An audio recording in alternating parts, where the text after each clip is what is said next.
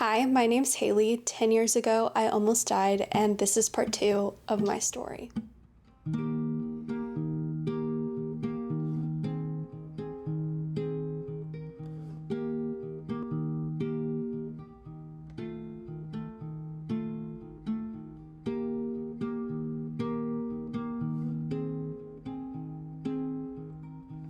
Hello and welcome to my first actual video.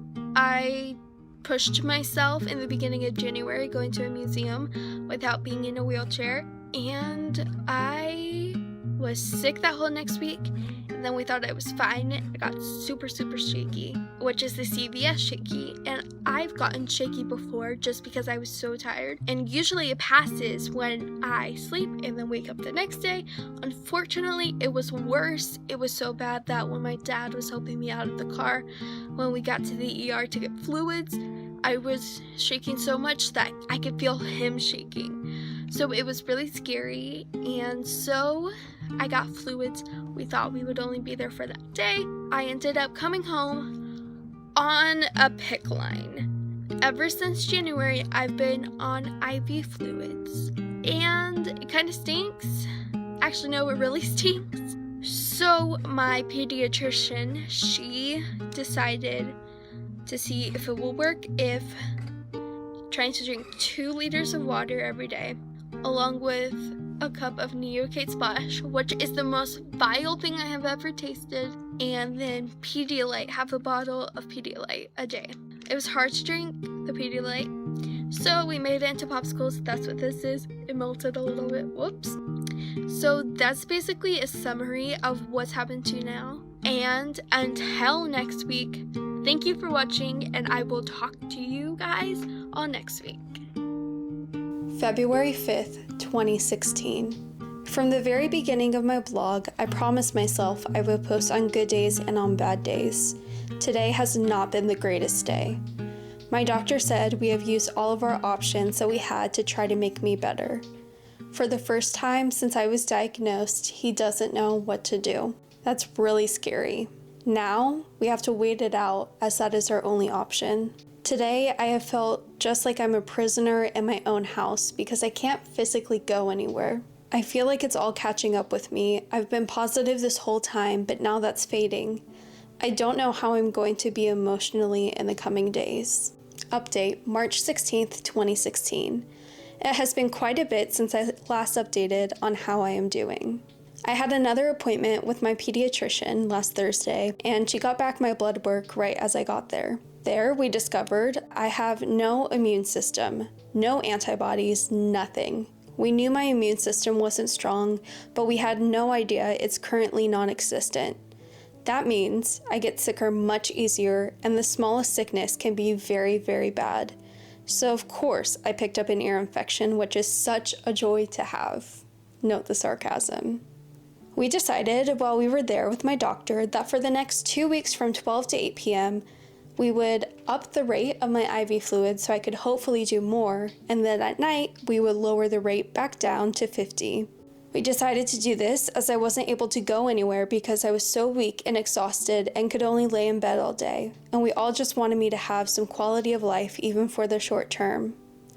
I'm stronger for the most part when the rate is up, but I still have to lie around, but it's not quite as bad.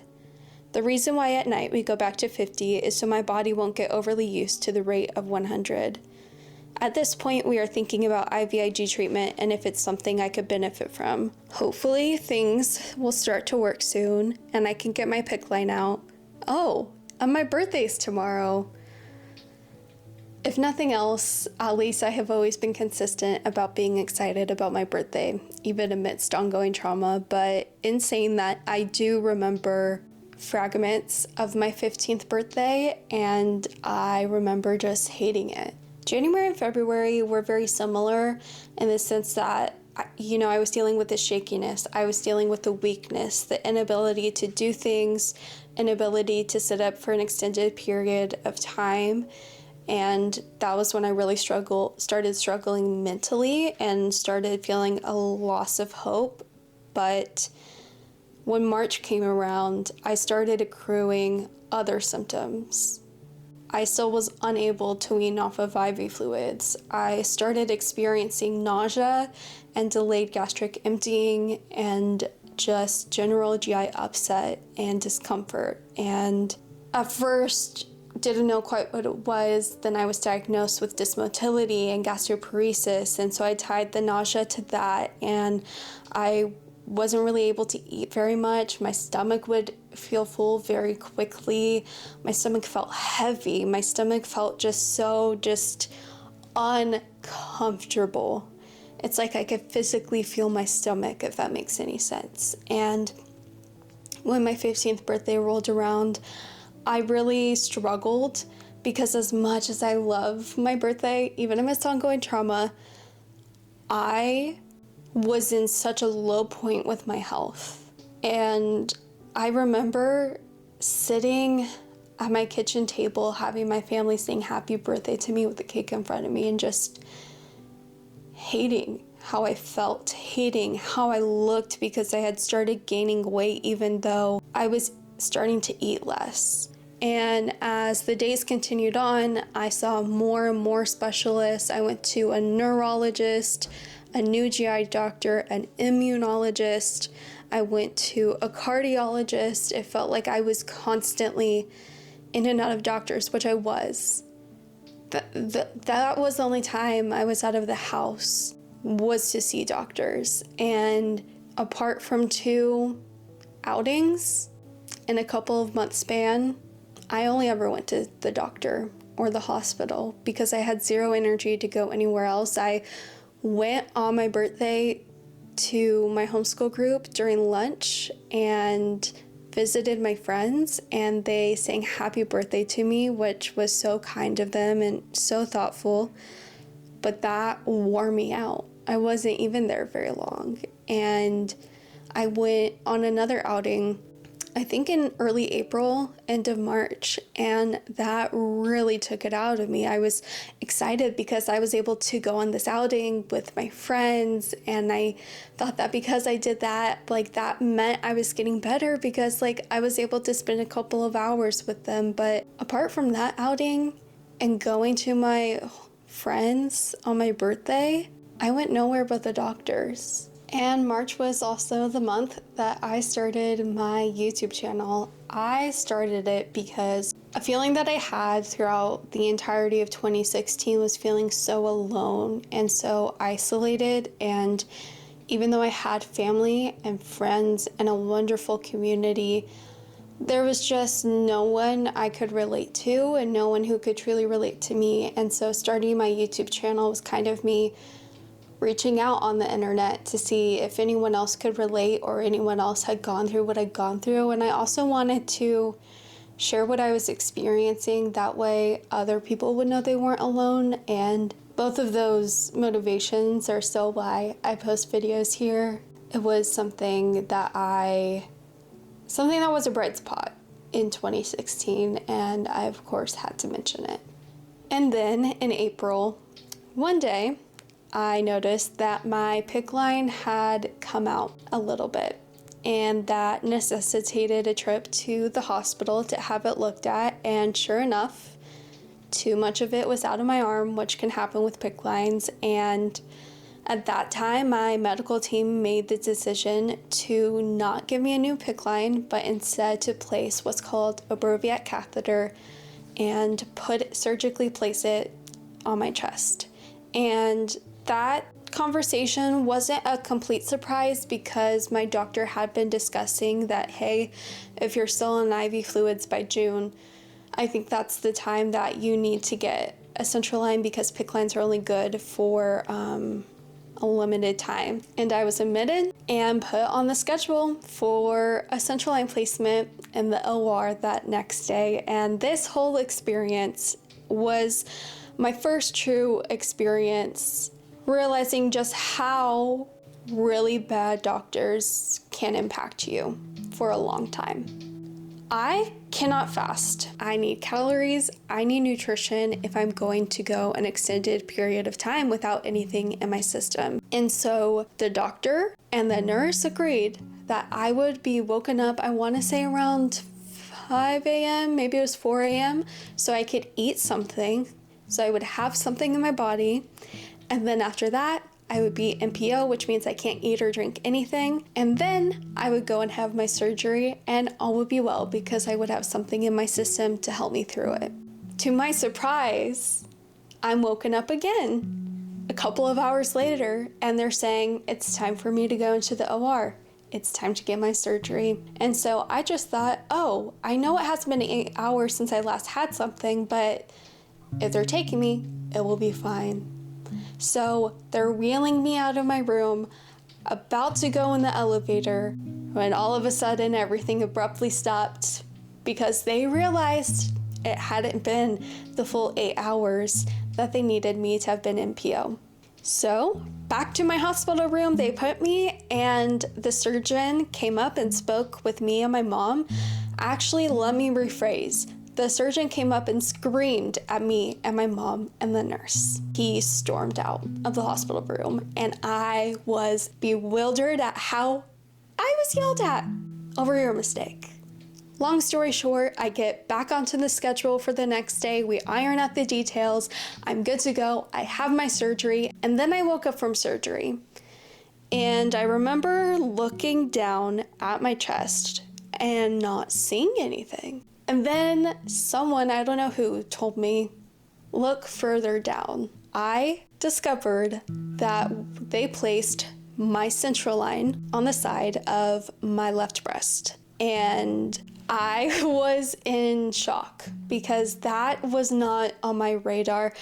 And for what it's worth, it wasn't on anyone else's radar except for the surgeons, because every doctor, every nurse, and every surgeon over the coming years who would see it or would hear about it, their mouths would be open in shock.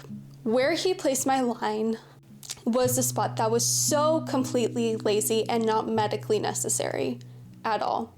That is where a central line is put on infants, on newborns. That is not where you should ever put a line on a 15-year-old girl. That, combined with how my body did post-surgery, really accelerated my downward spiral. I was not aware at the time that propofol is contraindicated for patients with mitochondrial disease, and the propofol completely shut down my GI system. And at that point, I had already been experiencing some GI issues, but it just brought it to the next level because after this point, everything I ate just started going through me, and I was more nauseous and my gut stopped moving, which sounds like an oxymoron and like I'm contradicting myself if I'm saying everything's running through me, but my gut is stopping. Trust me, I know it's confusing, but both things were happening, and I started gaining even more weight, and I was eating even less, and I started experiencing pain, a lot of stomach pain, back pain, full body pain and aches, and I was so uncomfortable all the time, and my stomach was so heavy, and I was full of fluid. And in May, I had gone to my pediatrician, and she noticed that I had pitting edema, and based on my labs and based on my symptoms, she was very concerned that I wasn't getting any nutrients, and so she wanted me to start on TPN, which is IV nutrition given through a central line. It bypasses the GI tract, and it is known to better absorb, but it can have a detrimental effect on the body. But at that point, it's what I needed, and I needed it as soon as possible. And so I was admitted to a new hospital that my GI doctor had privileges at, so he could monitor me for, I want to say 5 days it was. And I, at this point, was struggling so much with my faith. At the beginning of all of this, I really thought that because I believed in God that everything would be like sunshines and rainbows. And then as time went on, I started feeling more hopeless and really had a lot of bitterness and resentment against God. And that's where I was heading into this hospital mission in May. And then I started on TPN.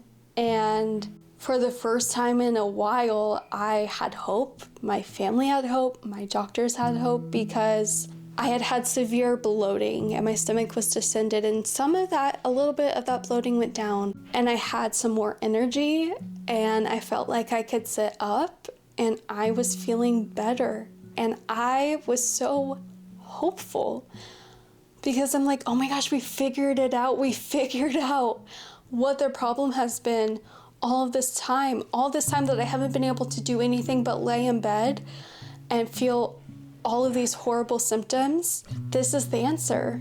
And I was so excited, but it was really short-lived.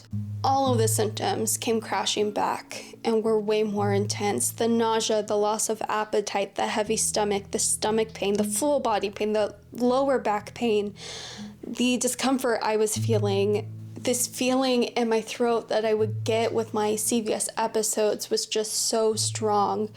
And I was so desperate to throw up because I was so uncomfortable with my nausea, so uncomfortable with how I was feeling. I just wanted to throw up. I wanted that relief. I had never wanted anything more, and it just wasn't happening. I had no relief. And I had already been struggling with all of the emotions of what was going on with my health. Cognitively, I had already been declining. I was already struggling to lift my head up, to hold a conversation, to comprehend things, but it just got worse. And still no one knew what to do. And I had gone into the ER a couple of different times because of all of the pain and discomfort I was in. And each time all the tests would come back clear, saying there was no answer, there was no reason why I should be feeling any of this. And I just felt dismissed, and it felt like there was no hope anymore because no one knew anything. I had been to all the specialists. I had been in the hospital, to the ER. I had seen different doctors, and nothing. There was no success. What started as a major downward spiral of my health those previous months led into what seemed like my last days of life.